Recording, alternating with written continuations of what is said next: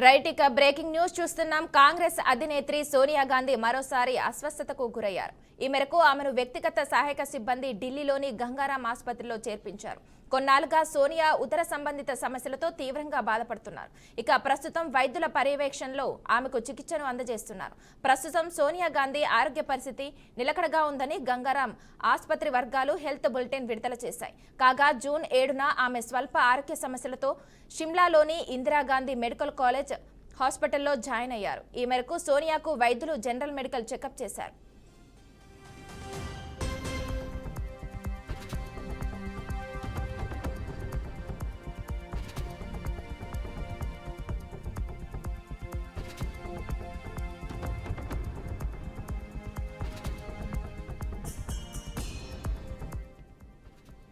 కాంగ్రెస్ అధినేత్రి సోనియా గాంధీ మరోసారి అస్వస్థతకు గురయ్యారు.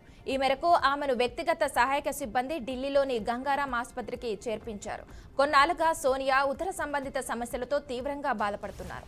ప్రస్తుతం వైద్యుల పర్యవేక్షణలో ఆమెకు చికిత్సను అందిస్తున్నారు. ఇక ప్రస్తుతం సోనియా గాంధీ ఆరోగ్య పరిస్థితి నిలకడగా ఉందని గంగారాం ఆసుపత్రి వర్గాలు హెల్త్ బులెటిన్ విడుదల చేశాయి. కాగా జూన్ 7న ఆమె స్వల్ప ఆరోగ్య సమస్యలతో షిమ్లాలోని ఇందిరాగాంధీ మెడికల్ కాలేజ్ హాస్పిటల్లో జాయిన్ అయ్యారు.